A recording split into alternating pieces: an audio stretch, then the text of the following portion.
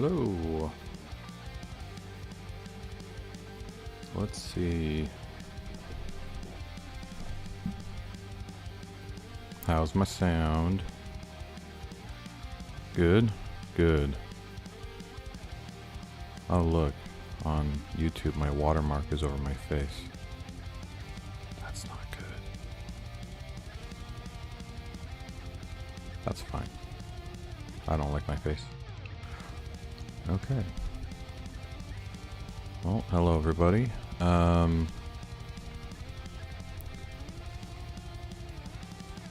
We are going to work on the video game Orbem Explorer, but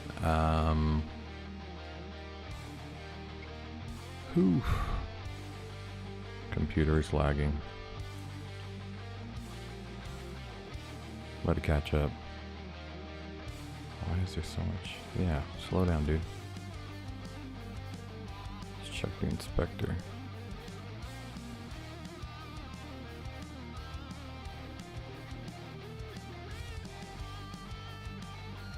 Oh, shoot. We are going to actually get on the Ryan Wood show before I start working on the video game. So, yeah, I'm just pulling it up right now. I'm going to stream the call while we're on it. So let me switch to just a screen because my face is going to be on his call. And after this gets set up, we're going to be talking to the Ryan Wood. I'll see how that goes. Because right now my FPS is trash. I don't know why. See, it still says it's overloaded. Oh man, one of these days I'm going to get my settings taken care of. Output. Let's try very fast, I guess. I don't know. It used to be good, it just the video quality was worse. Alright, here we go. We got the Ryan Wood show up. And here we go. He gave me a StreamYard link. I'm jumping in. And let me switch. Turn the music off. Let's actually shut it down to save some computerness. Oops. Alright. Good. Done. Entering studio. I have an Ethernet cable connected. Allow mic and camera. Allow. Let's show my screen. What is it? Just screen? There we go. Hey, look. Now I'm on StreamYard. Whoop whoop. Display name Scott Lee Adrian. Headline. I don't need a headline. Let's enter.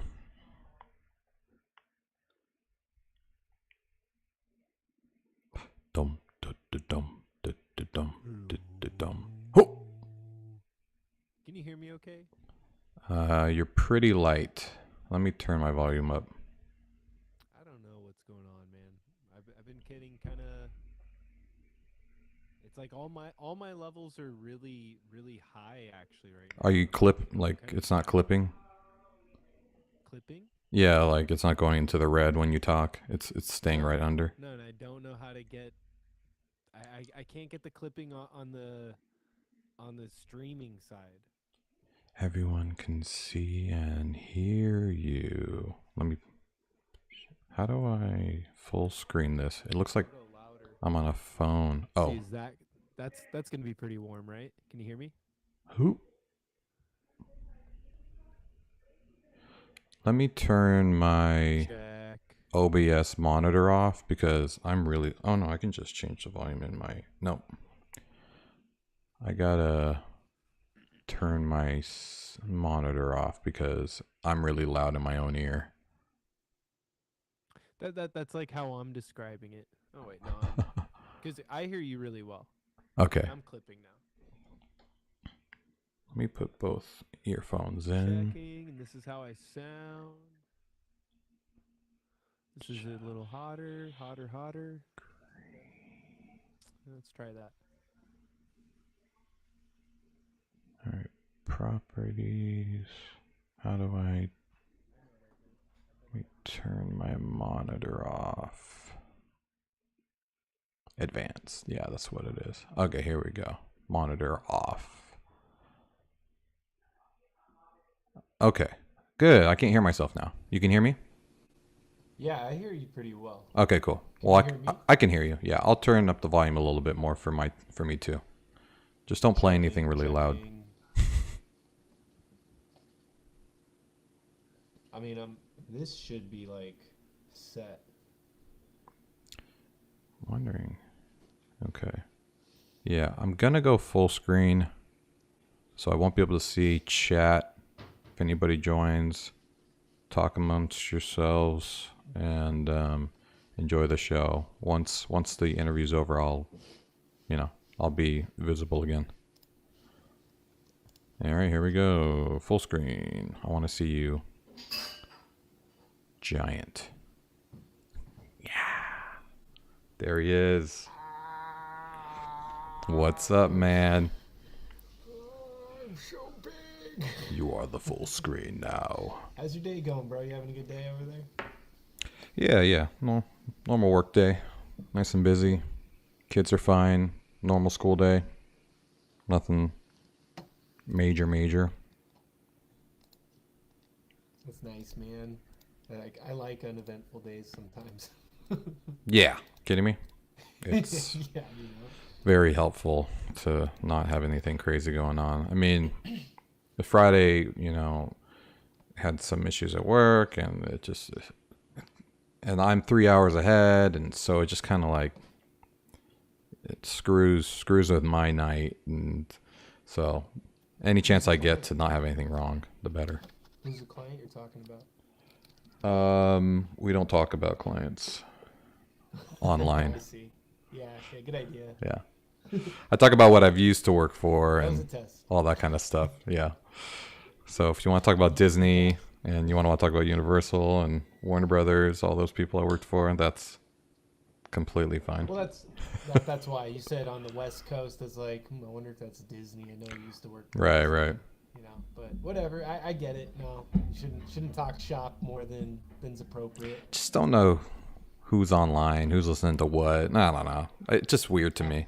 That's why I haven't invited anybody from LinkedIn either to like the streams. I just feel like, it's just not. I'm not there. You want to hit record? You want to go on this and go? You got some water? You got your bathrooms, everything? I'm good to go. I'm already streaming live. Let's go. Okay. All right, man. If there's excessive excessive pause breaks, I will cut those out. Or more importantly, I'll make my editor cut those out. Good idea. Make that guy do all my bitch work. Good idea. I'll just start with No, this. honestly though, take your time as much as you want to. We can cut this up. It doesn't. I know you're doing it live, but on my end, we'll edit it to make you look golden. Hey, man. Hey, who's this guy? Oh, yeah. Who's this guy? Looks even better on that end. Kidding me? Does that look like a real book? I printed this out. Barely. Yeah, I know, right? Just printed the cover out. Look what I got. You're like, my book's not that many pages. Yeah, What are who's you holding there? Scorphy B. Audron? Who's that? Some knockoff. All right. But yeah, I'll cut out anything. If you don't want anything to be shared, we Okay. can just cut it out. If any questions, whatever, dude. Yeah. No biggie. Get the lowdown. All right, we're gonna hit this. I know what's up. All right. Hey, everybody. Hey everybody, it's me, Ryan. It's me. Welcome to the show. Hey guys, welcome to the show. I am the Ryan Wood. You're watching the Ryan Wood Show, and this guy right here, this is one of my best buddies growing up. His name is Mr. Scott Adrian. He's on our show today. to talk about a few things, including his new sci-fi novel. This guy actually wrote a book. All right, he wrote a book, which I'm so freaking stoked about. I got the socials going at the top, so if you want to check out his stuff, he's actually doing Twitches. Orbemorder.com is his website where you can buy his book. He's putting out media in relation to the book. I mean, I've seen this guy make music. I know on the Twitch, he's making a video game right now. So if you want to watch him develop this universe out and like flesh it out further, go check it out, guys. I really like that. We were talking about that the other day, and like I'm not really into watching people play video games, but watching people make video games is way more exciting than I thought it'd be, because it's not. I have no idea what's going on. So it's like for me, I don't really want to read a book about coding or read a book about something. I really like to kind of just dive in and check it out as it's going on, like in its natural form. So again, for if that sounds interesting to you, check out his stuff. We've got his socials going on there. Orbemorder.com is the website. Okay, so that's spelled Orbemorder, just like it sounds. It's not spelled weird or nothing, but Orbem Order is the novel we're talking about today, guys. All right, buy your copy. This thing is dope. So let's just kind of introduce you, man. Scott is a friend of mine growing up. I've known this guy 30 years now. I've known you since we were like More. 5 years old. I think we were like 2. We were babies. Since we were babies, but I don't remember being a baby. Right, I don't remember. Kind of. I think it's so cool because, like, dude, all right, so who's Scott? Scott is kind of like the guy That's that my can baby do picture. anything, man.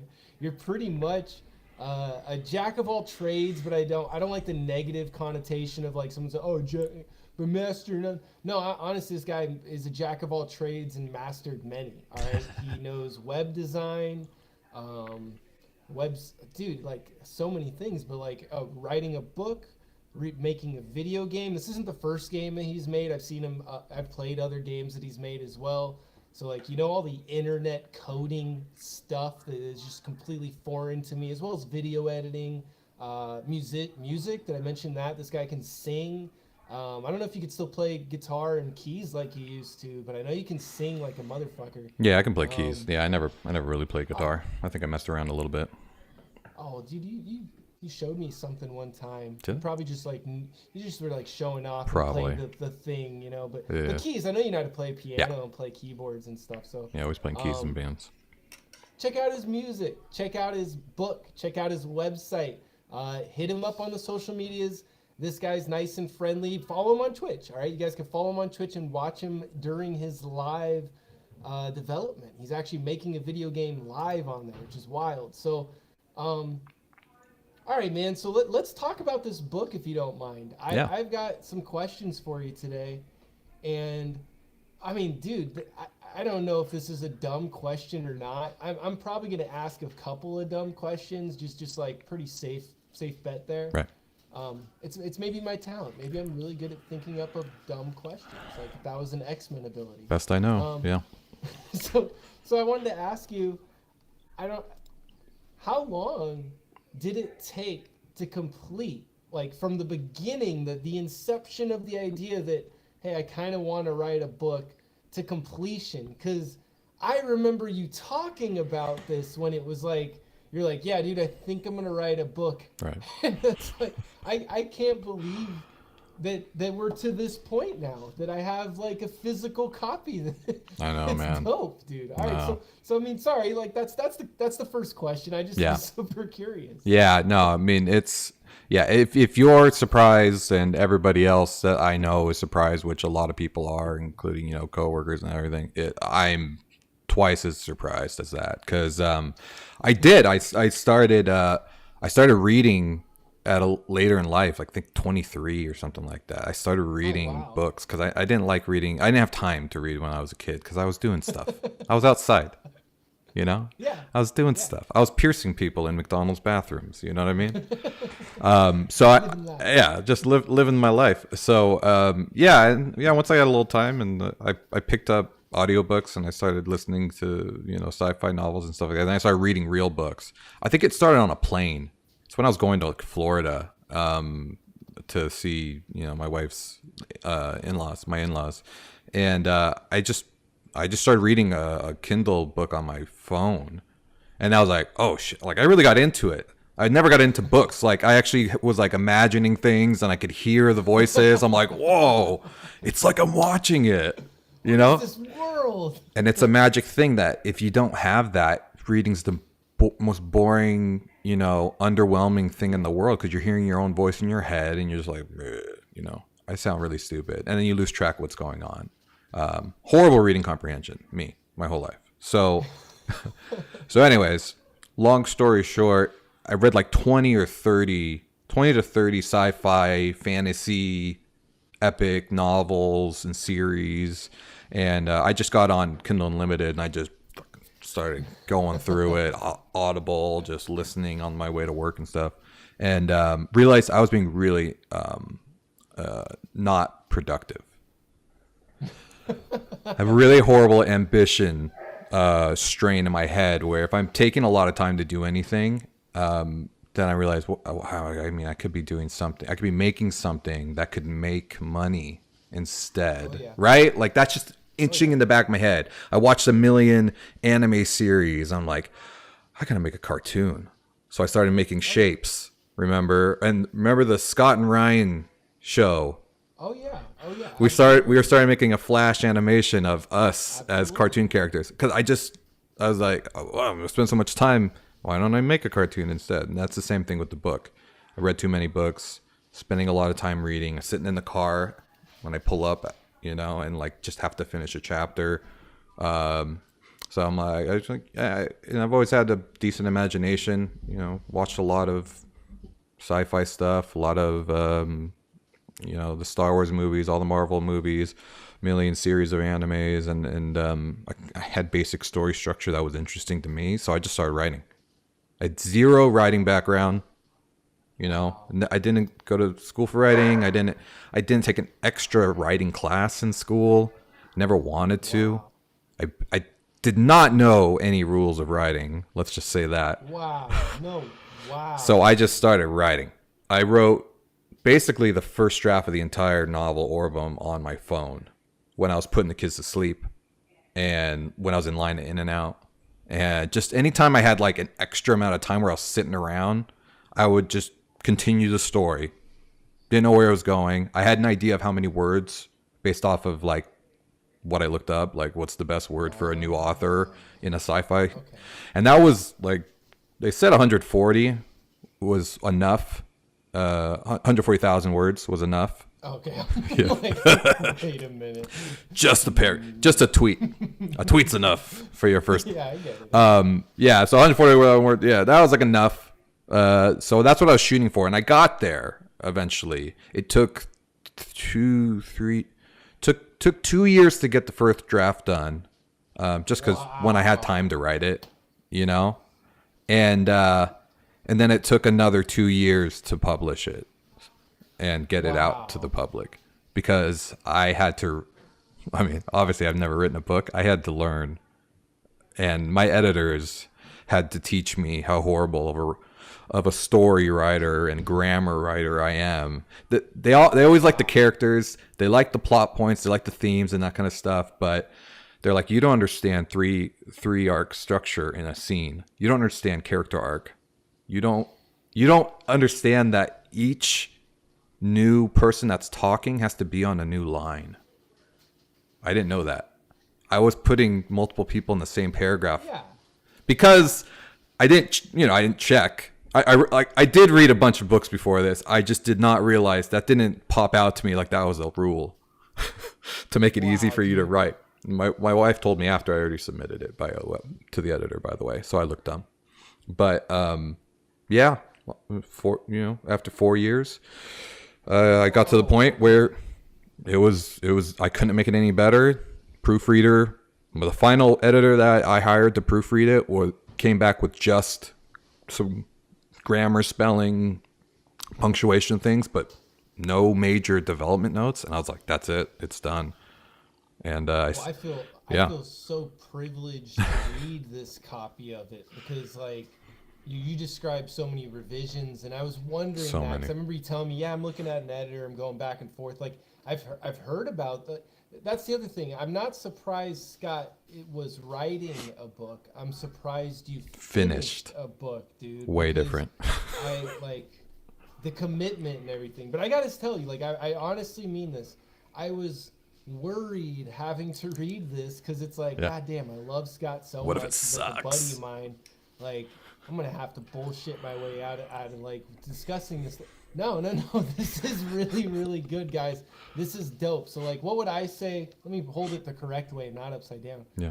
Orbem. Orbem. Man, I'm sorry. My green screen Alright, just does here, not want to I'll look at that. I'll hold it up Yours while you is talk. showing better. Yeah, yeah. I don't have a green Thank screen. you. Okay, so Yeah. Orbem. Yeah. Cinematic.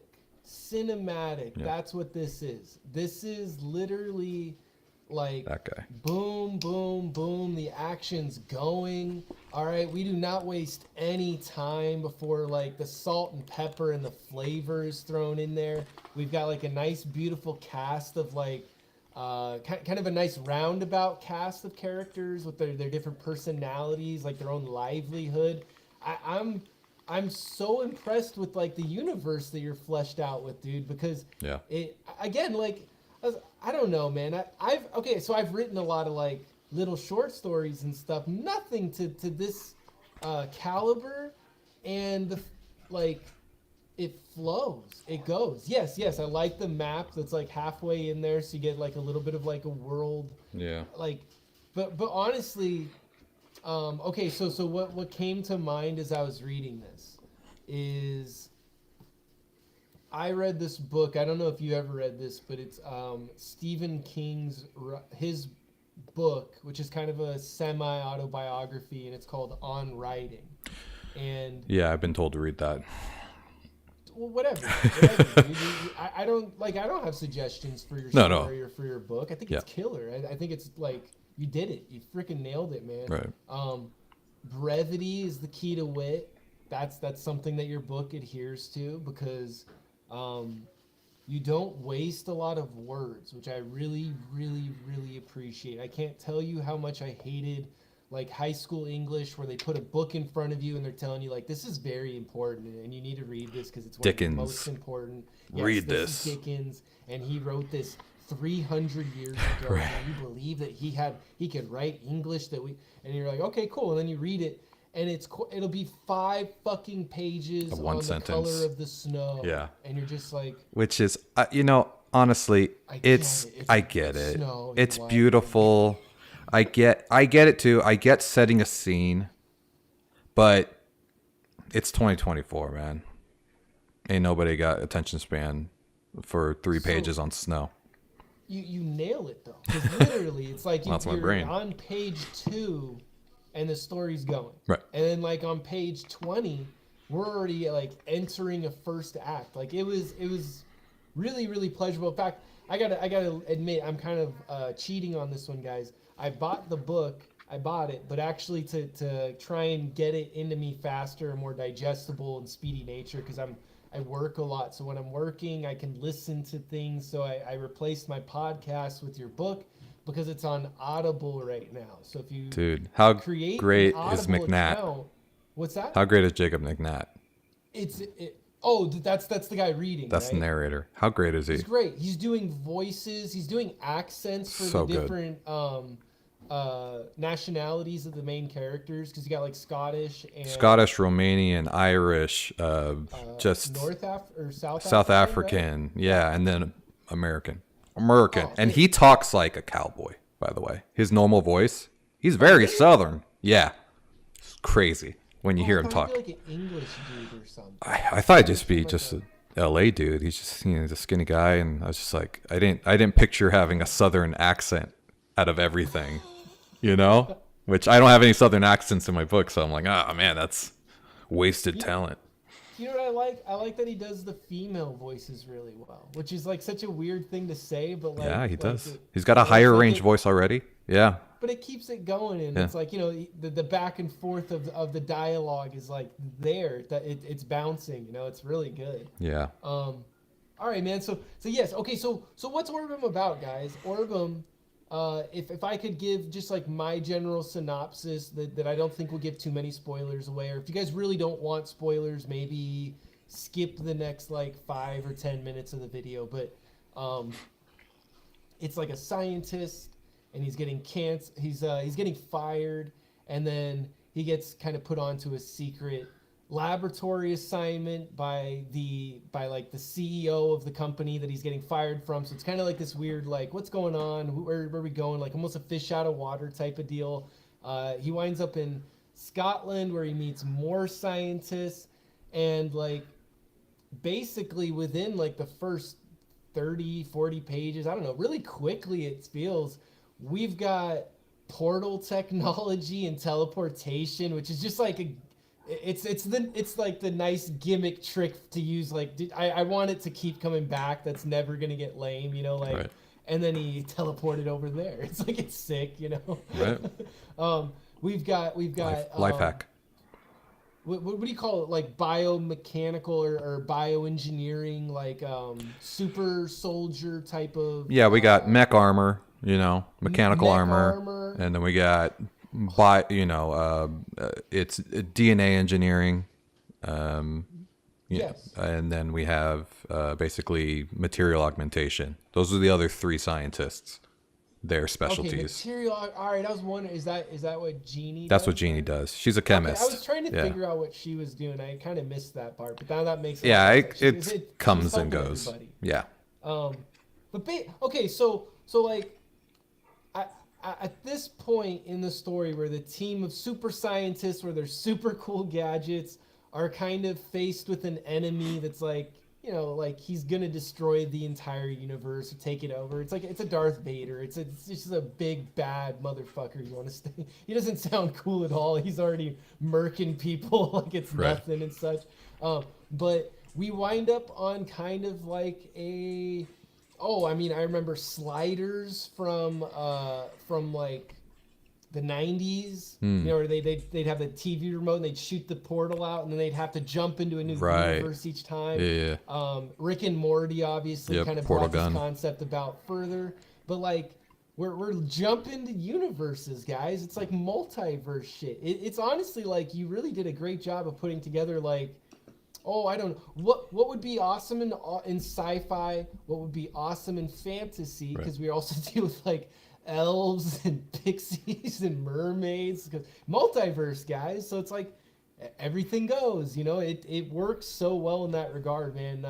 I just want to say, like, you got, like, check it out, guys. Go check out this book. It's something that should be made into a Netflix series or That'd be great. a limited series or a movie or an anime or a graphic novel. Like, it's very, very cinematic, action packed, character driven. It's like, I don't know, what else do you want in what are you looking for in fiction? Because this is what I go for. I think you really pulled it off, man. And so, like, thank you, because now I don't have to lie about your book today. I can honestly just say how So cool much it is. easier. Yeah. It's so much easier, and I didn't, like, I was really nervous before I started. I'm like, oh, if this sucks, man, it's gonna Dude, you're not so the first hard. person, because obviously I blasted it to everybody I knew and coworkers and all my old friends. I'm like, you have to read this. Tell me what you think. Leave a good review, you know?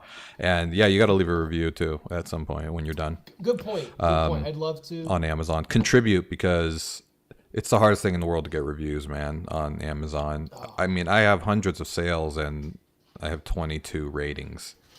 9 reviews, 22 ratings. Even just rating is good. That's what people pay attention to when they're looking at Amazon books. Reviews are good to see what books are really bad.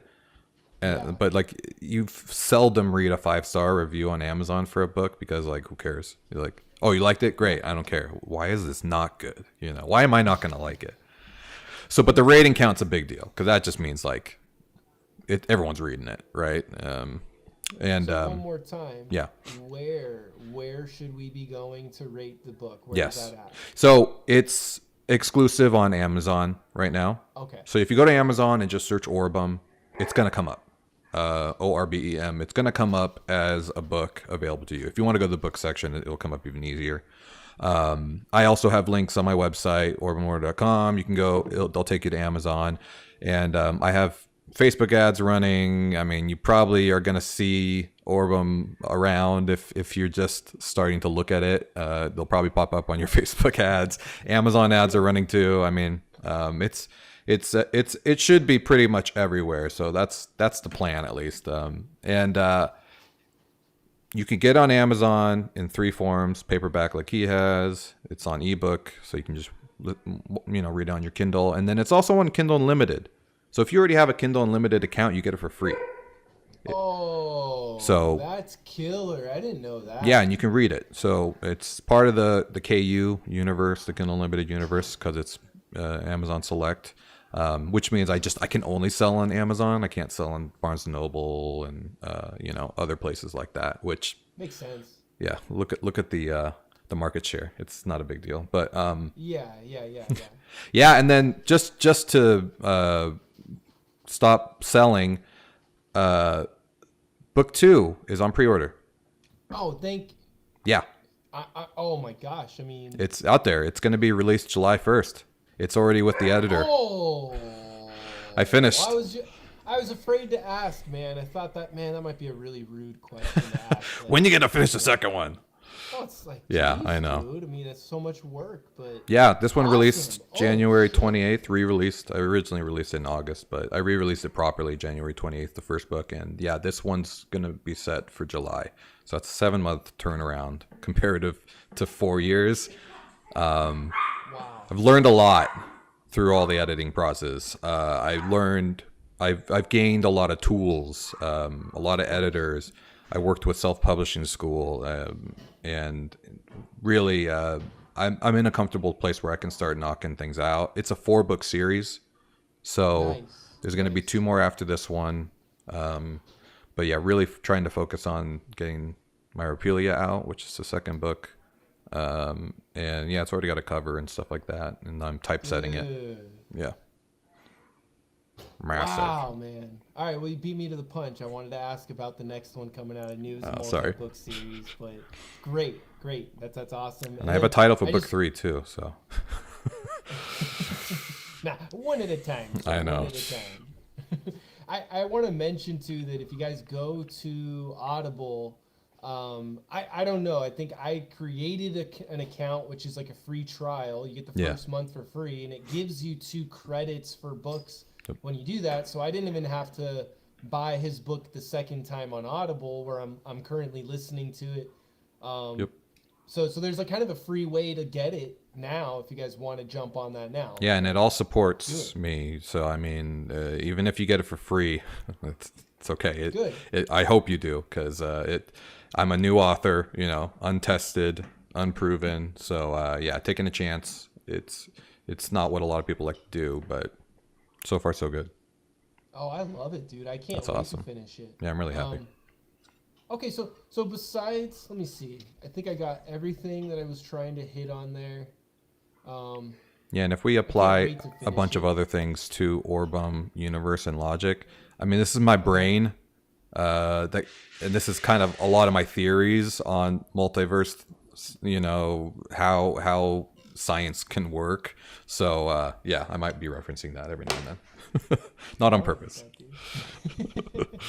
All right, so I hit you up, and I on my show I'm always asking people, what are the experiences you got? I'm looking for supernatural, I'm looking for paranormal, and you gave us back this milquetoast answer, man. You're like, I don't know. I mean, I guess I got the ghost woman in the street ghost story. woman. So yeah, let's hit that, dude, because that sounds interesting to me. I want to know more about the ghost woman in the street. What is the story? Yeah, man. I mean, at the end of the day, being able to see something that you cannot 100% quantify and say, oh yeah, like I checked on this and I know. Yeah. It's very few for me, right? So this is one of those times. I didn't have a chance to really check because I was in a car, but yeah, it was one of the things we were driving around La Crescenta. I swear to God, were you were with us when this happened? I don't know. I feel like you were. I feel like, yeah. I feel like this was a party that you were part of, and I feel like Cam Christ was driving. And I might be just dreaming this, but I'm pretty sure that it was like GP, Cam Christ, you, me, something like that. And we all went to a house party. And it was when we were leaving the house party, which, you know, stuff happened at the house party. I'm sure weren't all in our right minds. And we were in our teens, so of age to be able to completely... Board games? Or... Yeah, a lot of board games. Our imaginations were flaring from all the D&D. And and I, you know, we were old enough to quantify reality and have our own beliefs and stuff like that. You know, that we weren't kids in our mom's car like, you know, what is this? And we were driving. And we were driving. It was dark. I mean, it was a side street, so there was no street lights, right? And we were leaving the party, and the headlights were on, and there's an old lady in the middle of the street, completely in the way, going to get hit by the car. And I remember we stopped, like slowed down almost to a complete halt, and passed her. And it was the weirdest thing because we all, you know, we looked behind, be like, oh, like, wait, what? First of all, what happened to her? Second of all, did we hit her? I mean, we didn't feel any bumps or anything. We would have known if we hit a person, right? So it would have been a way different story. And we look back and there's nothing there. We're going there. Okay. There's nothing there. So completely gone. Thought we saw an old lady walking in the middle of the street. Completely nothing there. Was it a trick of the lights with the fog that night? What, you know, was it... Did we turn around and circle back to like check on her?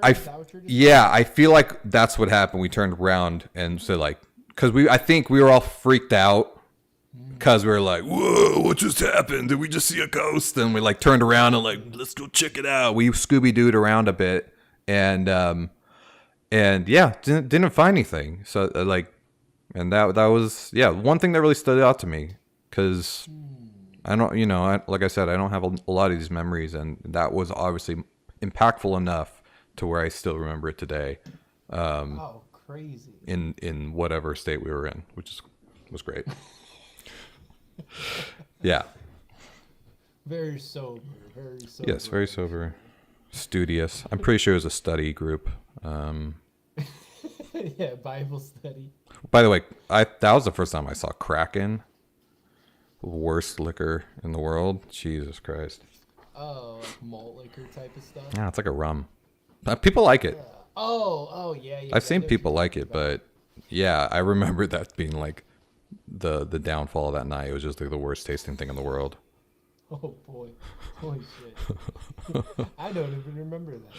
So. I feel like you wouldn't. From what I remember, I feel like you wouldn't remember that night. Something tells me. Yeah. All right. I got another one for you. In the same moment, you also said, I have a lot of ideas about the afterlife and simulation theory. So, yeah. I mean, like, what are the ideas? I just want to hear them. Yeah. How much time do we have? No. Yeah. Ideas about the afterlife. Yeah. I mean, at the end of the day, if anybody asks, I don't have, I don't believe that, you know, there is an afterlife. I don't think anything happens. You die, you go on the earth, you become one with earth again, and you become elements just like everything else started, you know, you go right back into elements. Cool, you know? But really always wanted reincarnation to be a thing. Like my whole life, I've always been like, when I die, I really want to come back as fucking an eagle. You know, I really want to fly naturally on my own accord. I'm tired of planes. You know, I'm tired of drone, skateboards, whatever, water jets under my feet. No, I want to fly. You know, so I always said I need to get reincarnated as a bird. So I really hope that's the answer. You know what I mean? Karma's real. Everything you do determines what you will turn into when you die. And like, let's shoot for that. That's hopeful thinking. Okay. You know, I don't. Yeah, but at the end of the day, I don't really think anything happens. You know, in a world of physics, in a world of relativity, and in a world of, you know, not thinking about quantum, I think, you know, what happens. Our subconscious is our brain. Our brain is, you know, made up of neurons. It's made up of electrical impulses, and you can screw with them. That's how we know they exist. You know what I mean? If you could shock your head or lobotomy, you know what I mean? If you can completely remove your soul by screwing up the electrical impulses in your brain, then how can a soul be a thing? Like, so that means you could kill a soul in a body. Is that what we're trying to say? Like, can you kill a soul without killing the body? Can you manipulate a soul? You know? What do you mean by remove the soul by manipulating the brain? What's the measure of a soul being there or not? I always quantify a soul with consciousness, right? So when we say what consciousness is, okay, like, I am me, therefore I am me. You know what I mean? Like, I know that I exist, so I exist. That's conscious. That's, you know, a dog's not looking in the mirror and being like, oh yes, that is me. I exist, you know, so it's a difference. There's a difference of intelligence, which then you quantify, you measure intelligence with so like consciousness. Cognition of like recognizing yourself in the mirror or thinking of a future self, right? Things like that. Yeah. Having it, just that thought, which turns into intelligence, and you know, we don't know everything about intelligence, but yeah. So like, if you're gonna have to describe a soul and you're gonna have to put it in some sort of terms that make logical, physical sense to explain to somebody, it's like, okay, that's our consciousness, you know? So if we were no longer conscious, then we don't have a soul, right? Because your soul is you, and if you aren't you, then you don't have a soul. You know what I mean? Okay. So it's like the culmination of your personality, your consciousness, all these things, but you're right. saying it's still. Well, let's take it's like physical, chemically, and electrical impulses of the brain mostly. Right. So if you take an educated source, a documented source of souls, which is the Pixar movie Soul. You know, soul. You know, when there's soul, and they're switching bodies and stuff. Soul's different than the body, right? Okay. Your soul leaves your body's still there. It's just, you know, so like, vegetables are souls, you know, it don't have souls.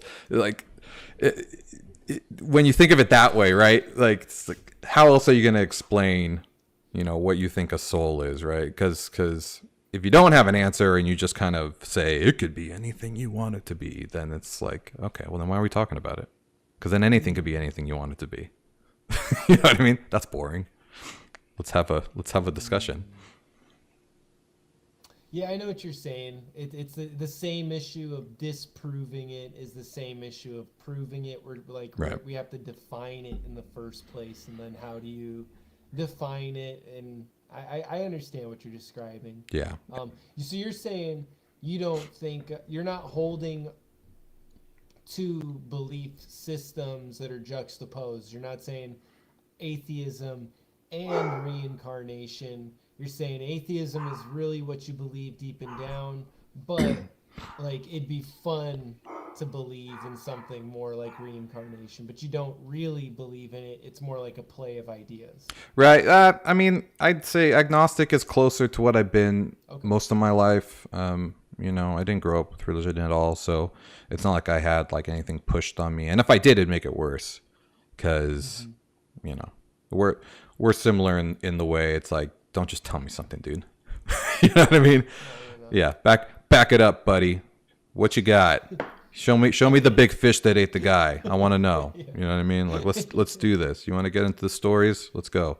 Yeah, don't get me into the multi, you know, translated book of you know, everything. But yeah, yeah, as far as my beliefs, I teeter on maybe sometimes, but it's not maybe like, oh, maybe, you know, Jesus is God. It's not maybe that. It's maybe there soul? is a higher power that Okay. is created what is created, what is created, what is created. You know what I mean? Like, because once you get to the base of a black hole, nothing matters. Nothing is real. You know what I mean? Like, it Yeah. completely defies the laws of everything. So what is it?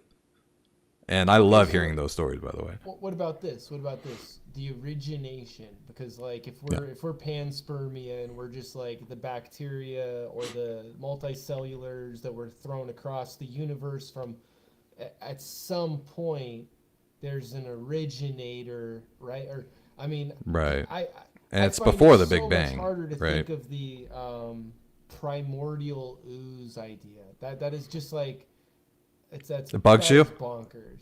Hey, What's that? if you look at what the human body is composed of, why it's not crazy, right? If you look up alchemy right now and say, give me all the elements exactly, Full Metal Alchemist style, you know what I mean?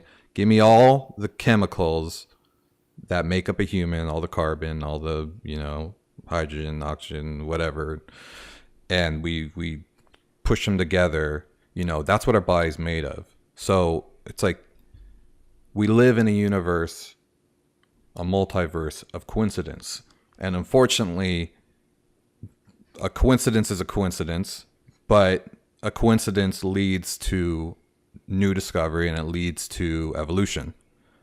Because, I mean, at the end of the day, survival of the fittest is a real thing. And it's not about, who's going to punch the hardest. It's about, if I live in a world of smog, everybody who dies from lung cancer, in the future, everyone who survived is going to learn to adapt to inhale smog. You know what I mean? And that's how the world works. The people that die and the things that die, the plants, the animals, and stuff like that die out of unnatural causes. Which technically there are no natural causes, right? You could live forever if you never got sick. You could live forever if you never degraded, if your cells never died, and that's part of my book.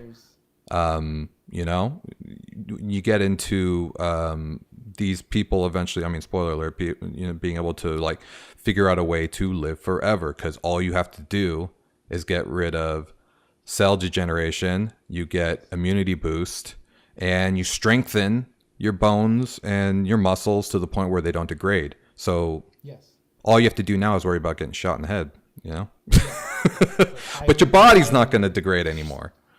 Did you know that there's so the telomeres, those are the fuses is how I think of them, because they get shorter as you get older, and as they get shorter, the cell's ability to regenerate and photocopy itself in a perfect manner, in a good manner, gets less and less and less. You get more mutation, more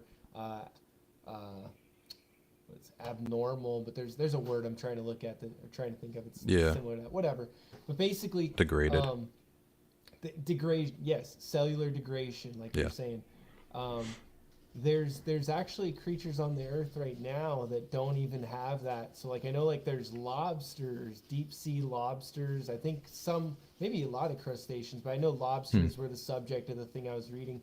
They don't have, or their telomeres, if they have them, they don't degrade. They don't shorten or degrade, or they don't have them at all. It's not even a factor into them. So they can literally just live forever. Just keep molting, keep growing, keep molting, keep growing bigger. Well, what stops them is the pressure of the deep sea, right? So I mean, so they don't. So that's why we don't have blue whale sized lobsters sitting at the bottom of the ocean. Oh shit, maybe. I always thought Hawaii looked like a crab claw. No, I was kidding. Can you? Hey, new book. Write that down. Write that down. I think we got a steering. Yeah, and what about the jellyfish, the immortal jellyfishes that can self-replicate? They turn back into babies, and then they get old, and then they don't die. They just turn back into babies. And they actually do. Oh, They go really? back into like their stem cell state, like forever. They never die. They can live forever. You know, and they just keep Weird. they keep going back to baby and then coming back to normal age. And there's other creatures. Like if you look up immortal creatures, they exist. Trees are immortal. Right? Trees can live forever. You know. Wow. So yeah, I mean it exists. That's out there, but we're talking about much simpler biologies than ours, right? I mean, we're talking about no bones, you know, no blood, no brain, Simpler. I mean, yes. way less cells, Organs, but yeah, more organs in the body. more ways to die, man. organism. All right. What about the other one? Simulation theory. Simulation What are you thinking about simulation theory? You believe in it? You love it. don't? What do you think's going on? I love it. I hope it's real and we wake up and somebody wakes you up when you die. You know what I mean? Like what happened? God, I've seen a couple of videos that happens where like their whole life goes to old age. Oh, my dad, and then dies and then wakes up. So how was that? How was your life? Was that cool? And it was just like a VR game. You're like, you know, and they're all freaked out. I forget where that was. I swear I saw that either. Oh, Rick and Morty. I know That's who what it that was, dude. It was the video game. Yeah. And you're playing Pete or something. He's like, oh, this guy's getting the Yeah. high score. Yeah. Yes. That's what it was. This guy's going off the grid. He doesn't have a social security card. That's I mean, we've already seen photorealistic video games. They do 3D scans of the natural environment and they put you in it. And it's there. I forget what it's called. I think it's called like Catalog or something. It's a game. I just heard another streamer talking about it. And it's not uncanny. It's like realism. It's like you're there. And it's not photos, it's a 3D environment still. So it's like that's already like there. You know what we don't have is the computing power, and guess what? We're getting that every day. We're doubling up every day. We're getting smaller ways to hold massive amounts of memory. We're getting faster processing chips, and they're getting smaller too. And you know, supercomputers are getting smaller and more accessible. I mean, shoot, it's not like if it's happening, it's like when is it going to happen if it hasn't already? Because we are going to get into Nerve Gear, Sword Art Online Nerve Gear. It's going to happen because we already have Neuralink doing some very beautiful things for the health industry, for people that are paralyzed, and being able to control the brain at a level to where we're not just blowing everybody up. And 10 years, you know how much technology has advanced in the past 50 years? And it gets faster every year. So compound it. In 10 years, we're going to get that 50 years. It'll be like 100 of those. You know what I mean? And so it's like, just think about that. And that just means our computing power is going to be bigger. Our processing power is going to be faster. Our, memory, what we can hold in memory, because that is our limit, right? Is how much memory, because the brain holds an ungodly amount of memory. And it's both cognizant memory and just like what your body knows to do, like muscle memory kind of memory. So, I mean, it's gonna happen. So simulation theory, yes, it's not like a theory. It's just like it's like a programming function. Like when are we gonna get there to where it's like, oh yeah, it's real. Ready Player One exists now. Yeah. What about our artificial intelligence, man? You think this is going to be the thing that's our downfall? You think it's going to save us? You think it's just one more tool in the belt? What do you think's going on with this artificial intelligence shit? Yeah, I mean, I could say a million things on it. I'll tell you what I use it for in my day-to-day is faster Googling, right? No, how? So something I would normally ask Google, like, oh, hey, how do you exit out of a for loop in JavaScript if I want to do it this way? Something kind of specific. It answers it. And It's 2 years behind. So you can't trust it with libraries, API libraries and stuff, because it'll be wrong. It'll have old technology. But just the heavy lifting kind of a lot of typing, I use it to help, speed things up, because I can't remember every formula in the functions that I'm using, and I won't, because I don't have to. You know what I mean? Which is a problem in society. But like I'm not going to remember something I don't have to, because I have to think of something else. So so that's my AI there. I also use it for marketing. I run 6 different ads at the same time, and I'm doing multi-channel, testing and analytics to make them better and better, to perform better. And I can't hire an artist to create these little squares of art for every single ad. It would be so expensive, it wouldn't even be worth running the ad. So yeah, I use AI art in that way, and I don't see a problem with it. I understand if an artist is having their the test data is being fed with art that is taken illegally without a license, and like the artist isn't getting paid for it. But until the laws are there and we know for a fact that's happening or not happening, like what the hell are you gonna do? Like, if you got to stay ahead in this business, especially in the book business. It's flooded, and the only way to get noticed is by running really targeted and nice looking and eye-catching ads. And to get that, it unfortunately, speed wise, AI it's where it's at. So that's what I'm using it for. Now, what I think about AI in general, unfortunately, the future of AI when it comes to the programming world, it's in flux. Because here's what's happening. They're going to start opening up OpenAI to reading GitHub to feed its generation data, like its data. It's testing data is coming. GitHub is a repository of code. It's an open source.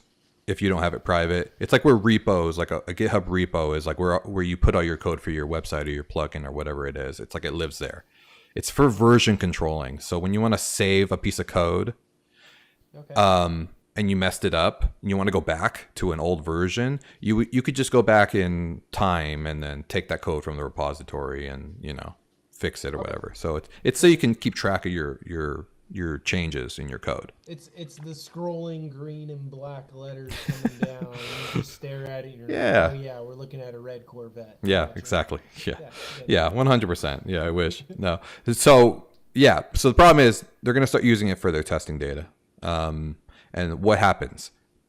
Programmers are using OpenAI or ChatGPT to help them code, right? Yeah. And then they're putting that code into GitHub. And then OpenAI is taking the code from GitHub and feeding it into their database, their data set. Like a circular loop with bullshit included. So it's slowly going to start degrading. It's going to start eating its own ass. And it's going to slowly start degrading, getting worse and worse over time. If the very smart team that developed OpenAI doesn't do something about it, which they invented it, I fully think that they are capable of coming up with a solution for this. And the self-taught, because this is a problem in not just with ChatGPT or AI, the self-taught programmer is a commodity, because they see the world in a different way. The people that go to college, they learn from people who maybe aren't like the best experts in the world, and they're also learning things that are 5 years old or whatever, because they have to make a lesson plan and they can't update it every month, right?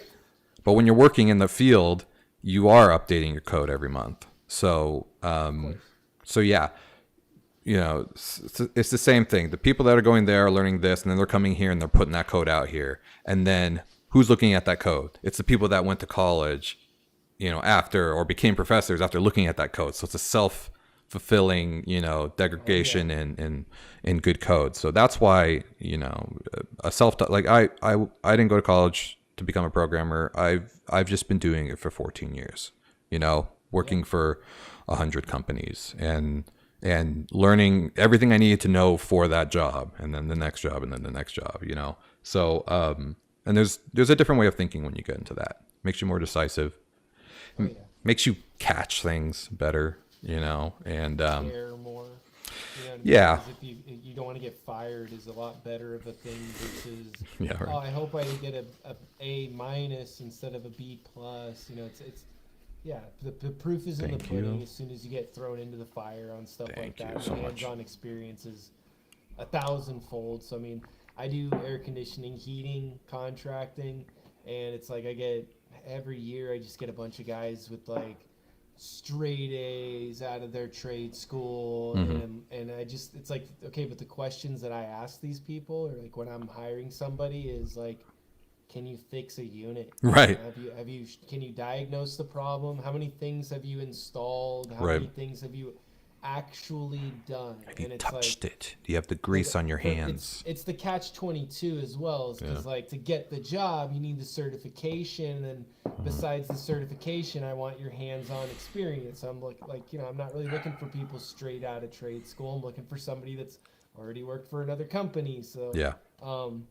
No, that makes a lot of sense to me. It's doing it is a lot more than talking about it, and that's universally applied to just about anything. So it's like, you want 100%. do you want the straight A like top of their class graduate for your heart surgery, or do you want the guy that's been doing it for 14 years? Dude, you go with the guy 14 years every time. Yeah, not the I don't want to freshie. be your first. Yeah. I don't want to be your first heart surgery. Yeah, and I've hired people in the past and stuff like that, and my interview questions have never been, oh, what's your degree? What'd you learn in college? Straight up. And who cares? Let's be honest, college has a place, and it's for doctors and lawyers. Okay, but so you're describing a legacy system that is getting. I just see that in 100 years, will that still hold true? Are we going to need as many doctors in 100 years as we do now? No, because doesn't AI, man. Here's one for you. Like my health in my life, I've resolved with WebMD. And so I still go to the doctor because they're the ones with the prescription, the pad, and the little you have no choice. thing, and the thing Correct. on the wall, and they get to say, and I got to sit there and I got to do their whole fucking song and dance and put their heart thing on and listen to me do this and that. But I'm the one that WebMDs and researches out the problem and then brings it to them and shows them and says, like, this is what's happening, guy. And then the doctor's like, oh, yes, well, yeah. So, like, they're already fucking obsolete, in my opinion. I've met more retarded doctors than I've met impressive ones. That's not even. That's easy for me to say. You know what? So many disappointing doctors. Yeah, I don't know. I mean, when I got in my accident for my foot, my motorcycle accident, and it got crushed into the gearbox, and I was rolling around on the 5 freeway. I had to 100% trust my surgeons, my doctors, my nurses, because I had a million tiny bones in my foot, and there was no amount of research or holistic medicine that could fix that. Because I would just I could research a lot about it and then look at how bad my foot is. I'd go to suggest AI is going to replace the doctor. I suggest AI is going to replace a lot of things, and that includes surgeries, unfortunately. Because I have seen the technology of a surgeon doing major surgery on a banana from around the world, across the world. So what happens? The training data, dude. Every surgery is being done via a computer. It is copying those things, and they already do this. They already have automated surgeries. We know that, and So this isn't like, I'm not like blowing everyone's mind, but I'm talking about major surgeries that require the brain. The doctor. But that's what AI does. It takes in real world information, and it uses the mass data set to come up with the right solution. And it's, you're always going to have somebody that's keeping an eye on it. I just saw it today. We went out to lunch, me and Shayna, and we saw a fleet of automated cars that were being tested out for just rideshare. It's called May. It was crazy. There was like 6 of them, and there were people in the driver's seat. They weren't doing anything. Bunch of fat, lazy slobs doing nothing, but they were there, keeping an eye on things. And at the end of the day, the trades are going to change. It's all going to be tech. Everyone's going to have to be a technician. And it's already happened in the industrial industry where everything is automated now. Now all those people that were doing those jobs, they have to learn how to maintenance the machines and how to make sure they're running properly. I don't. I just can guesstimate the numbers are skewed. I think that it's half of what you need for a physical labor. 100%. I mean, that's what happens. They drop half of their force, and then they only have the high skilled workers doing this. So there's a lot of extra people. Used to get. What's gonna happen? Have jobs. Used to feel important. Used to have a role in society. Now they got nothing to do. Yeah, man. What are they gonna do? They're gonna have to be WordPress programmers. Hollywood, bro. Hollywood. Extras. The musicians and the Hollywood like cinematographers. People making movies, making TV shows, making all these commercials and things. I mean, even just print advertisement. But we're gonna get to the point where, why do I want to talk to 100 pretty girls and pick one of them from all the group to be my, human being version of the thing? Like all these things are gonna get replaced. Or do I just get Sora? Get Sora to create a chick.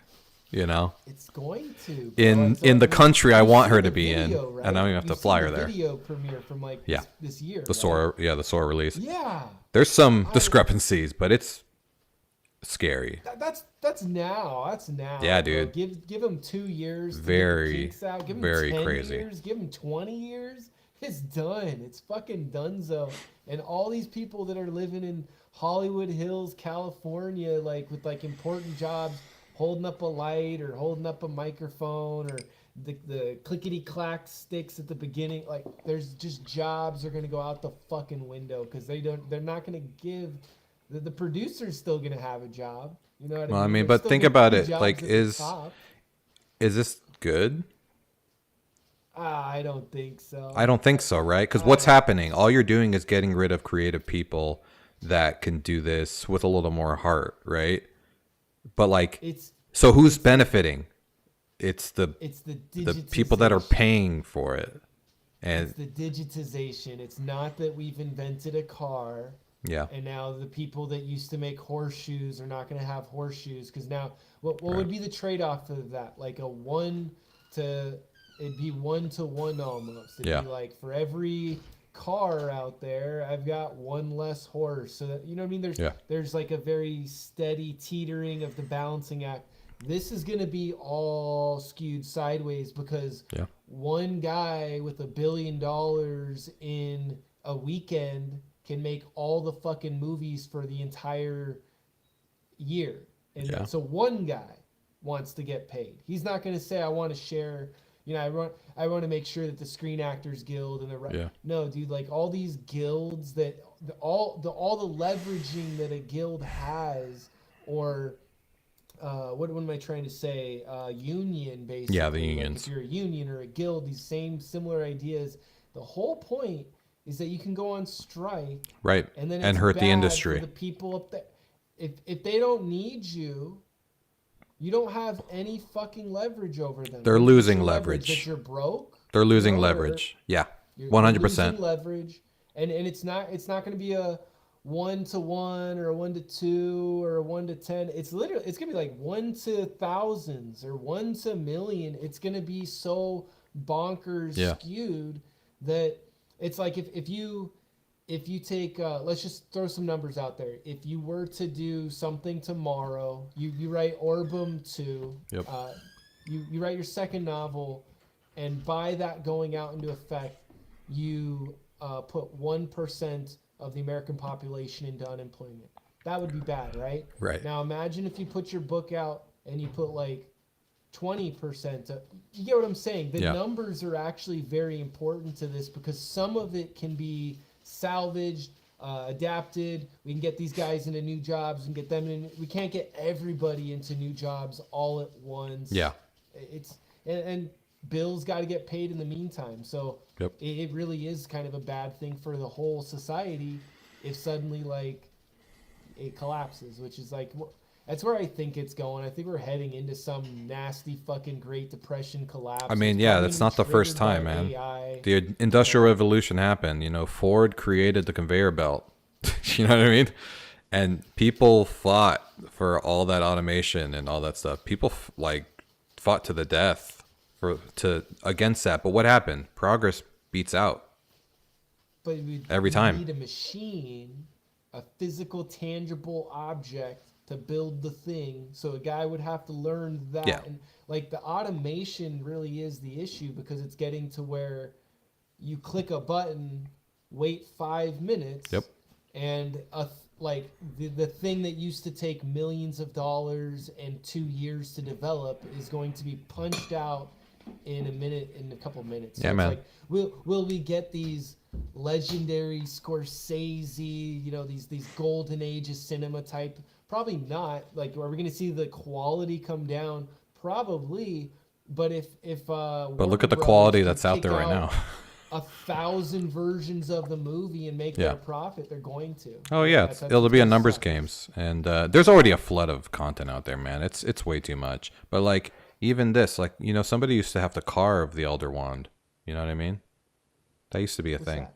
It's the Elder Wand from Harry Potter. Harry Potter? Yeah, it's Dumbledore's wand. Oh, okay, yeah. Yeah, so somebody used to have to carve this and sell it on Etsy or whatever, and but I printed this. It's a 3D printer right there. You know what I mean? It's like, it's just all about automation. It's all about making things easier, and that's what's going to happen. We're not going to have delivery trucks anymore. We're going to have people, they'll just print out their item. We're going to have Star Trek, man. You know? So the big end point that I'll jump off on this would be, it's like every opportunity we have to set up what you're describing, we waste. Because we like to go to war, we like to drop bombs on other countries that we're not defending, they're not invading us, we're just war profiteering. So it just sucks to me because it's like we should have fruit trees down the boulevard, you know, and free public transportation. Why does anybody got to pay for a fucking bus ride? Yeah. Like, we've always got money for war, but we don't have money for this. We don't have money for this, but we always got money for war. Right. I don't know. And that's a bummer for me. And to cap off the, you know, this, I dive into this topic of technology taking over civilization in Orbem, because this is the Hammonian Chronicles, right? And the Hammonians are the highly technologically advanced species that is colonizing other universes. So, but what happens, you know, my whole thing is like, well, what happens when you try to inject your technology into a society that has magic, right? Right. Because like, I haven't gotten to there yet. Why the hell would you need the technology if you have magic, and how does that kind of play with it? Right. Because, you know, in any other place, technology is what progresses and what evolves and makes things better for you and blah, blah. I mean, it's kind of similar to like what that Pixar movie Onward. I never saw that one. So Onward it's a D&D universe, but like 3,000 years later, where you know, and people invent electricity and cell phones, and now it's like a modern universe, but they're all creatures from D&D, elves and orcs and all that stuff. And what happened was, it's hard to do magic. Okay. And only skilled people can learn it, or like anybody can learn it, or not anybody, but if you have the gift or whatever, you can learn it. And then so wizards were the ones that were doing things for everybody, but then when they got technology, they could do it for themselves. And so it kind of, so they forgot about their past. And like that's like a really intriguing premise to me, you know what I mean? It's, you know, because there's limitations to magic in Orbem too, you know, like not really a spoiler alert, but only elves can do magic. So only elves can do magic. So how does that, you know, so since they're the only ones doing magic, how does their magic influence the universe? And then somebody comes in with high technology and injects that influence. So these two different powers like influencing the entire world, you know what I mean? So if that's interesting to you, oh yeah, dude, read the shit out of that. Elves. I don't like that only elves get to do magic. That sucks. I don't like elves. Yeah, that sucks. Yeah, you shouldn't. You're not gonna like elves in this book. They're not the nicest people. They think they're better than us. They got pointy, stupid ears. Pieces of shit. They're always so skinny and soft and beautiful. All right, man. So then let's I got, where'd my last deal go? Oh yeah, what else? I was gonna ask you about, man, I already think I know you're gonna give me a lame answer for this one. Yeah. We'll ask it anyways. No, I'll make sure it's good. After this, we'll close it out here because we're at a perfect like 1 hour or so. Cool. All right. Do you experience synchronicities? If so, how often? Can you share a common one or a big one? You're gonna give me a lame answer. Hey, I told you about how the universe is a universe of coincidences, right? Sure. So that's what a synchronicity is, right? It's a series of coincidences, and that's fine. Yeah, if you want to call it synchronicities because you want to make it more special, then it's just, you know, two things happen that are similar, and you know. Unfortunately, I have not experienced.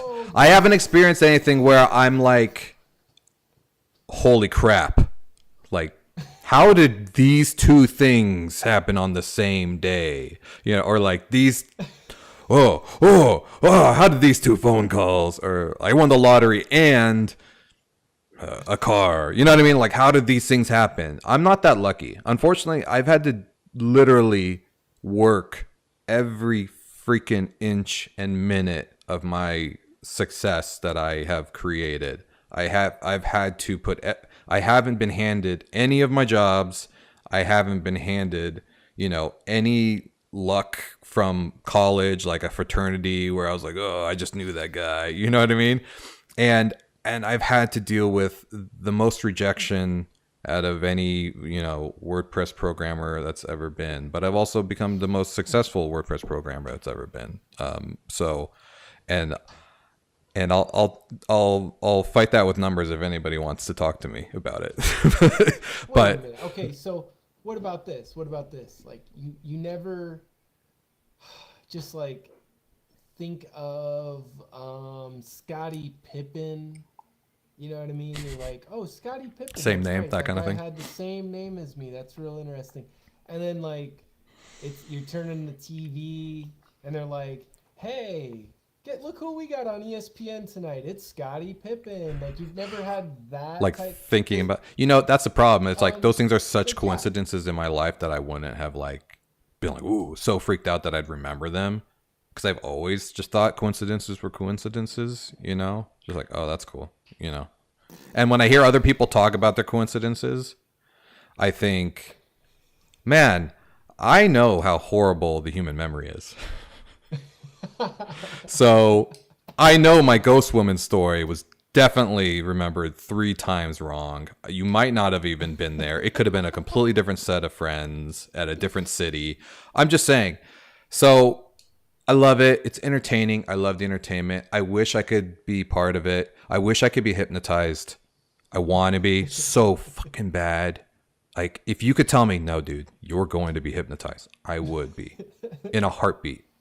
I have grown golden teachers myself, which is a strain of psilocybin mushroom, right? Yeah. I have dived into this heavily because of how strong I'm held to reality. And I don't smoke or anything like that. I can't. I don't know. I've always been a singer, so smoking was never appealing to me. And it just and now I'm just really bad at it, so I couldn't do it if I wanted to. So but yeah, that's like, so I did this. I had a moment. I had a trip. I found out time is an illusion. For real. I've heard that been told to me a million times by hippies in their little quotes. Time is an illusion. Yeah. It is 100% relative to you, which that's also science. Time is relative to the person I am. So I know that was already a fact, but that's how I know that consciousness is at a deeper level, because we perceive time. So if you perceive time, then your perception could be fucked by a lot of things. That means you can augment time to yourself. Nobody else is going to see it. But I could literally fall asleep right now and wake up and then not realize that 10 hours passed. You know what I mean?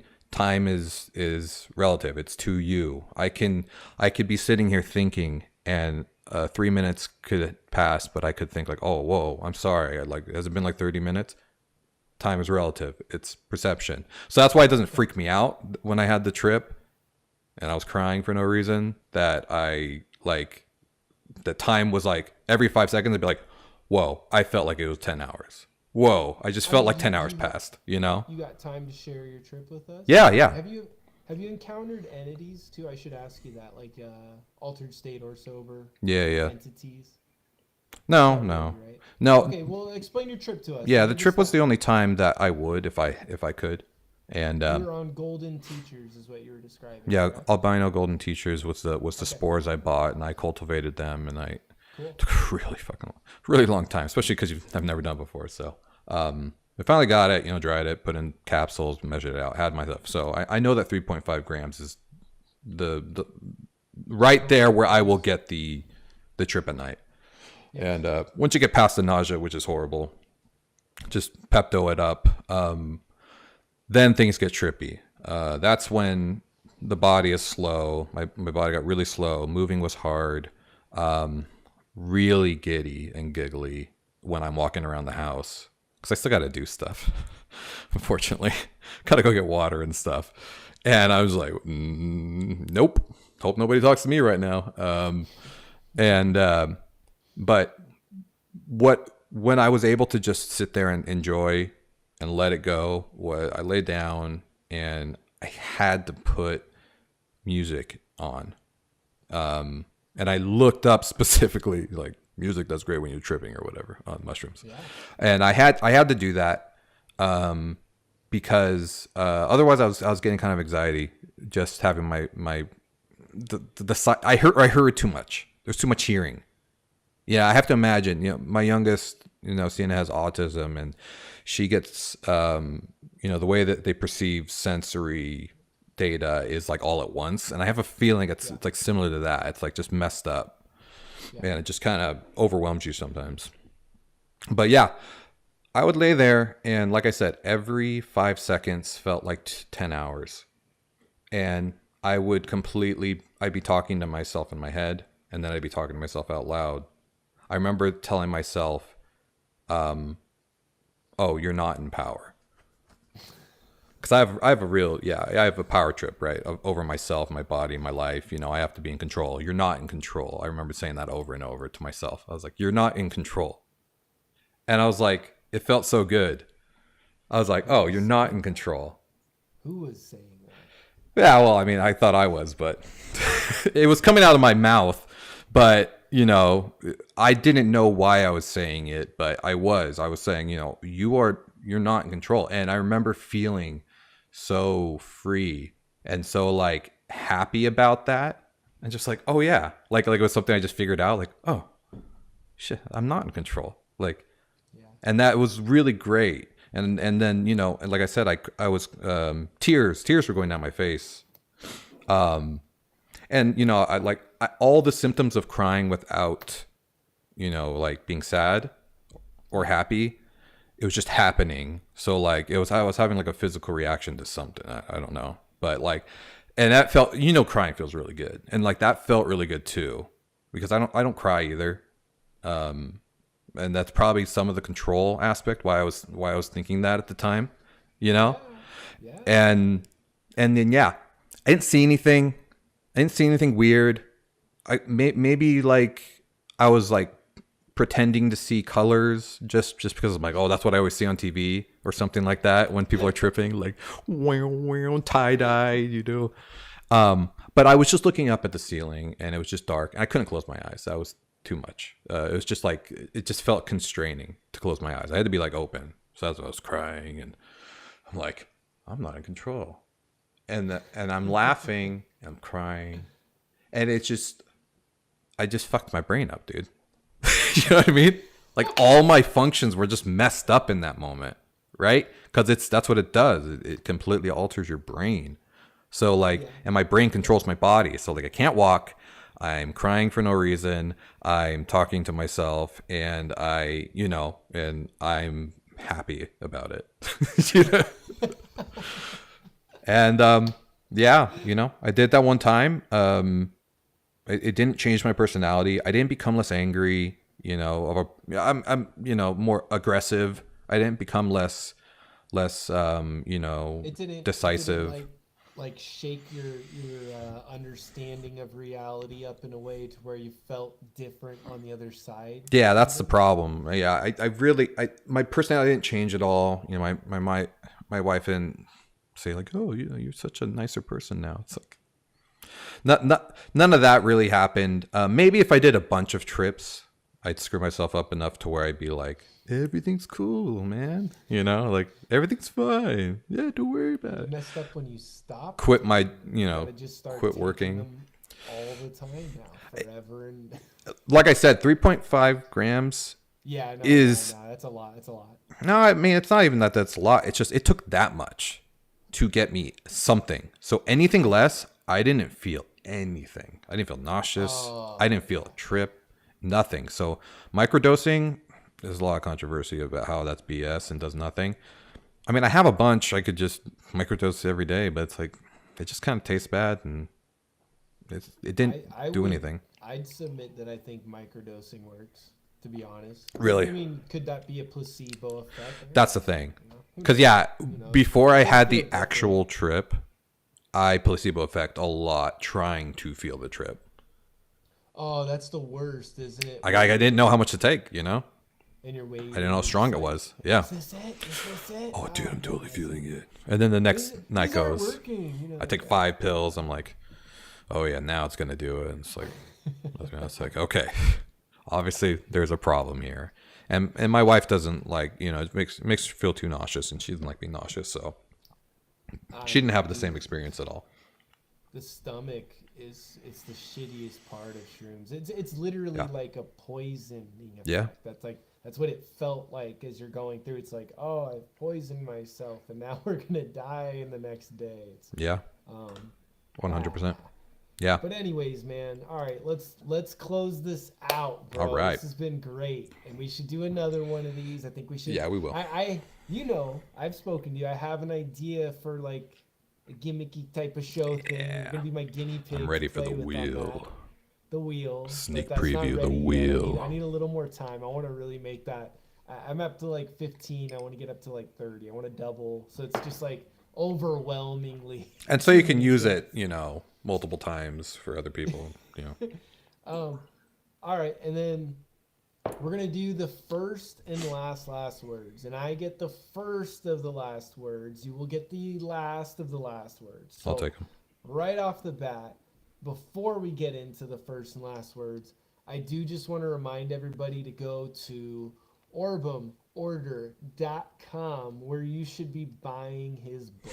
Okay, guys, it's really good. It's really good. I don't know about you guys. I like to support my friends that run businesses, or my friends that do any sort of art. That's already going to be at the top of my list, just because, like, I don't know, that's just how I roll. I like to support people that I actually know and do like an inner circle type of support system. I like to do that. Beyond that, though, like, it's really good. It's a really good book that I think everybody's really going to enjoy. Again, it's Thanks, really man. cinematic. It really like if you want to read like 10 pages about the color of the snow, this isn't the book for you. All right, he does not go into great amount of details about the wallpaper's floral pattern and how it matched his mom's dress of growing up. Like, whoa, like I hate set these scenes books. though. I mean, it's not like you're not gonna know where you are.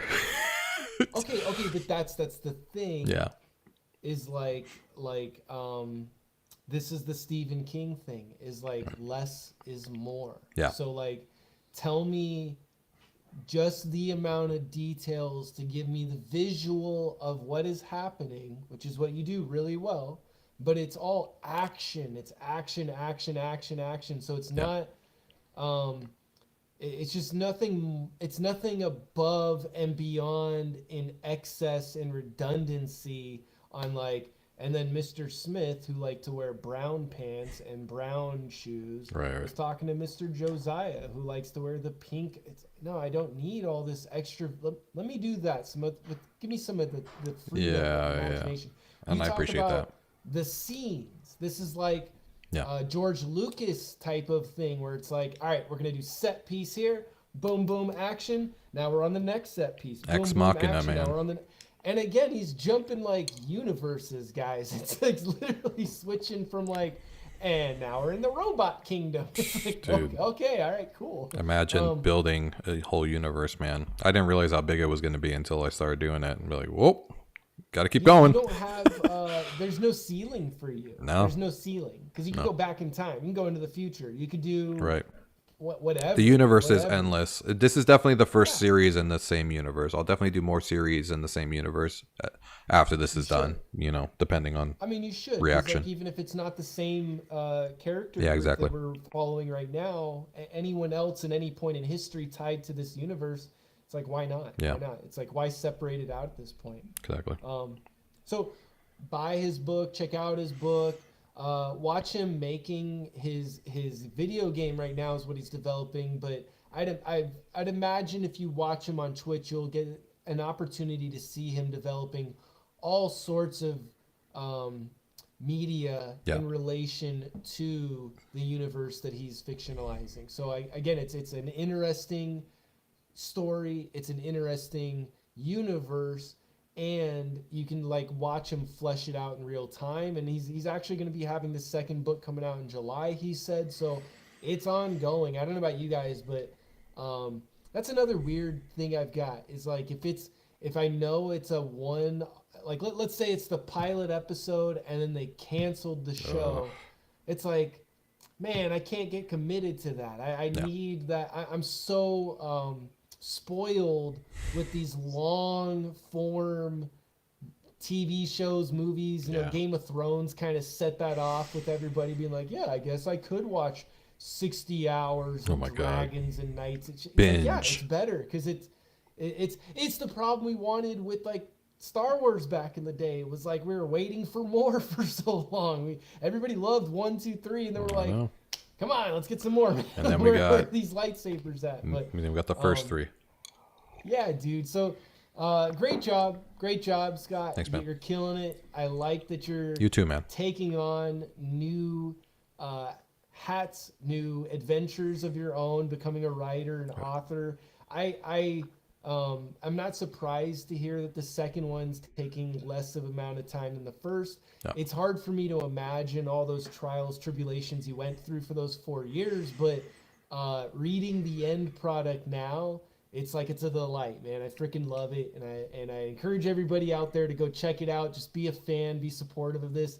Scott's a buddy of mine, so support me by supporting him. Follow him on the socials. Go to his website. Give him some clicks. Give him some. Buy the book. You know, if you buy the book, that's really going to be the end all be all that you guys can do. Now, for the last words, what does Ryan want to send off? And this is where I just get to say what's been percolating in my head. I am going to tell my friend Scott some advice that he's not going to want to hear. This guy does not like when I say, this is what you need to do. Tell me what to do, motherfucker. I'm going to tell him to follow his own advice, from his trip that he gave us at the end of that podcast there. And when I hear, "You're not in charge, you're not in charge, you're not in charge," that reminds me of Let Go. Let Go. And you said you were really happy. Yeah. And I liked to hear that. I like to hear, because now I'm going to project a little bit of myself on you. Do it. That correlates with me, because I can see myself.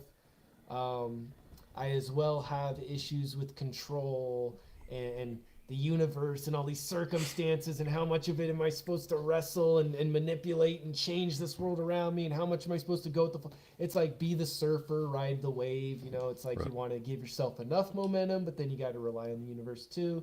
So I'm going to tell you to let go. And when I say that, I'm saying specifically, you got to start believing in these synchronicities, okay?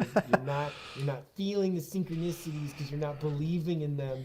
So you need to believe in them before you even believe in them. You need to believe in them, not believing in them, still believe in them, and that's how you'll feel the magic of them rolling down and over your body. Okay, that was my last words. It's like, all right, thank you. I like to hear you say "let go" as advice to yourself, and maybe the synchronicities are there. You're just not listening well. maybe they're there. I'll start with my last words with, Go. I really despise the argument of you're not seeing this because you don't want to see it, or because you're not believing that you're seeing it. I hate that, because that's basically saying you're not believing the lie because you're not believing the lie. That's what my The advice fuck are you is. talking gotta about, man? believe the lie. Yeah, believe the lie so you can see the lie. Believe in the fairies so you see the fairies. It's like, how the fuck do you do that, man? If I don't see it, how am I going to believe it? Or if I don't hear it or feel it? So, I get it. Drink the Kool-Aid and you'll see all the Kool-Aid. Hell yeah. I'm into it. I hope I get there one day, man. I hope I get old and lose touch with reality and I'm like, oh, hell yeah. I see this shit. I want to. Touch me, mother effer. You know what I mean? Touch like, my goddamn head, or whatever you're gonna do. Do you ever hold like the crazy idea and then the sane idea, Right. and you take the sane idea over the crazy idea, right? Right. Sure. Just do the opposite. Yeah, just do the opposite. Just start saying it, and then you'll believe it. Maybe if you just start saying it more often. I'll say it to myself. I always say something like, "Oh, look, that lightning hit that tree." I'll be like, "Oh my god, Thor just hit that tree." To myself. Nah, see, Shit. You need practice. I know, that was bad. The crazy. That's My bad. way too. No one's gonna believe. Oh my god, the intergalactic multiverse being just shot his ray gun at that tree. Oh man, so like, what would? All right, here's an example of one, man. Somebody posted "Stained," the band Stained. They put a music video in the Hell yeah. Discord one morning, and then within, who else posted it? And then somebody outside the Discord that's not a member sent me a music video of Stained. Stained? That same The guy day. standing outside the window looking in. No, remember Stained? Yeah, that was part of the music video, wasn't it? Oh, I don't remember the music. From the I outside don't looking remember in the or music whatever. videos. The only one I remember was him playing acoustic guitar on a stage with a bunch of candles, and it was Oh yeah. I can't think of the song right now, but I keep thinking a fucking Nickelback. This is how you remind me. When I'm trying to think of a Stain. Similar Similar songs that sound. come into head. Yeah. Damn it. Now you got Nickelback in my head. Thanks, dude. This is How you remind me of what I really am. Yeah, No, that's Nickelback, huh? that's Nickelback. Oh shit, yeah, never mind, dude. I can't think of it the Stain I song. can't think of it because now I got Nickelback in my head. I couldn't even if I wanted to. But that's a synchronicity, Scott. Okay, so now you I get know it, man. they are, I get it. Like, I'll tell you one that I just had recently, actually. Then, if that's a synchronicity. yeah, woo, So back I was on my computer. I was on YouTube, and I saw a commercial for the Oscars. Okay. And then later that day, the Oscars were on TV. Good night. All right. That's the end of the show, everybody. Those are Scott's last words because he doesn't know what synchronicities are. He doesn't understand It's a why coincidence. someone's special. I swear. He thinks synchronicities and coincidences are the same thing, guys. Come on, we know better. I like it. They're interesting coincidences, right? That's what they are. That's better. They're just big. They're just really interesting coincidences, yeah. I liked Will's. Will's was cool. He had some good stories, man. I was really impressed by Will's stories. That was fun. Yeah, his was weird. His was... I knew that, like, when I went on, it was going to be worse. Yeah. Yeah. After hearing his crazy stories and his seizure things, like, dude, that's crazy. And I hope he's really doing all right with that stuff. I think he is, man. He's adapted into it, which is it was a difficult time, but I think he's like, rolling with the punches. Yeah.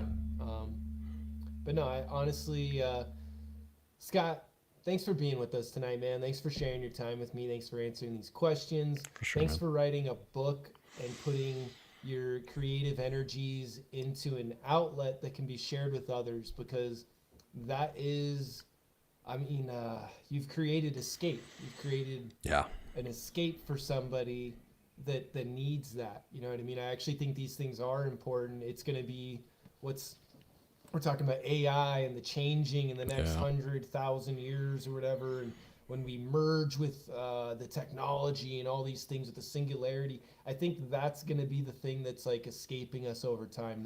These fictionalized ideas and stories meant to capture the imagination and uplift the spirit and motivate.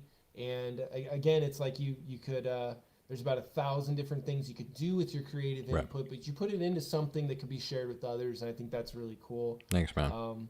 No AI was used in the making of these books, by the way. Really? Yeah, I didn't use AI for any of the writing. Yeah.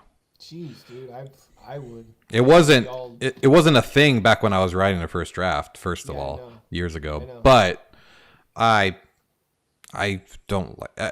I've had ChatGPT write some crazy stories just for fun, and they're entertaining, but they're not my writing. I didn't like them. I didn't like the way they wrote. They're not snarky enough for me. You know what I mean? Like, I have to write the dialogue. I like the way I write the dialogue and create the characters. It's so different. I mean, I'm trying to say goodbye here, but you just reminded me of the point I left out, which is that when I read this book, I kept thinking, I bet you this is like what Scott wanted to read. Right. That like this is the book that I could see you. 100%. It felt like that. It felt like you were not going to be wasting any time or wasting anyone's patience or attention span. Which again, that was like my biggest fear going into it, was that it's going to be like this big undertaking and difficult and a slog. Yep. And it wasn't. It felt like, oh, this actually seems like, if he wanted to read the book, he wrote the book he'd want to read, which is like, that's how it should be. I think if you're going to be a cook something that you could actually taste and want to eat. I mean, I felt something for the sake of cooking. I felt the chills. I laughed I laugh in all my books. I laugh multiple times rereading and stuff like that. I make myself laugh. I made myself get goosebumps, feel sad, you know what I mean? So I knew if I was feeling that, then like it's possible for other people to connect and feel that too. So yeah, and if I didn't, that's the problem. I had to write something I liked because I had to read it 30 times. So like, luckily I didn't have to read it the second one 30 times. I felt more comfortable, but it just having to reread your own book over and over. God, imagine it being a chore. God, that would be so annoying. I couldn't do it because it's 350 pages. I don't want to read that and have it suck the whole time. No, and it doesn't. It honestly, it flows, it goes, it's cinematic, it's full of action, it's got characters, it's got a diverse cast of characters too, which I really enjoyed. I like multinational. And beyond that, like you're giving the perspective or the point of view from other characters. It's not just the main character. Two POV characters. Jump to other people's perspectives, and then it flowed really well in that manner too. That seemed very natural. Good. To kind of bring more of the story out. I liked that. I liked that it felt. It reminded me Lord of the Rings would do that a lot as well, where you'd be with one cast member Right, and you have to go on their adventure, and then you'd kind of suddenly pick up a new chapter with another character, and it just doing that, it doesn't get stale. It stays fresh the whole time because you're like, I don't know, you're not hearing every single intimate thought. Yeah. Every single detail It's first person of the narrative. background. That's Just enough. that's also a big deal for a lot of people. It's first person narrative. You're in the guy's head. You're in Yes. the main characters, the two POV characters' heads. It's a guy and a girl. Yes. So yeah, I should have wrote third person. God mode is so much easier to write, dude. So much easier to write. But I'm really happy I didn't. I don't like it as much because I don't either. Here's the thing, Not anymore. This translates to a TV show, Right. and when you do the God mode, that's hit or miss with it. That was a big thing with Dune going on right now. Is people comparing Dune the novel to Dune the movie, and I think both are so killer. But like Never saw it that's the or read difference. it. Is in Dune the novel, there's a lot. They just tell you like what's happening in the sky, even with like space and other planets. And you could just do tell that you with the God history. mode. Yeah. Yeah, you know, throw that's also Lord of the Rings would do that too. Yeah. They just throw Middle Earth. They give you. I'm on the Mordor now. Yeah. You know, let me talk to you about his grandfather and his grand. Go and it back just in goes off time. into like a trail. Dude, no. I like this where. Yeah. To be honest, again, that might be a really big difference that I didn't really equate till you said that. Is Yeah. that this is not third person, that it is first person. You have to be in that place that person's in. You can't Oh, flashback unless they were there. You can't talk about something that they wouldn't know. Yeah. You can't, believe me, when I first wrote the first draft, there were flashbacks, there were different scenes with different characters. I screwed that up hard for my first person narrative. But yeah, when Graham transports somewhere and somebody's trying to talk to him, you have to cut them off, man. You can't let them finish their sentence, even if it's funny. You know what I mean? It's like I'm into the long form cinematic. It's like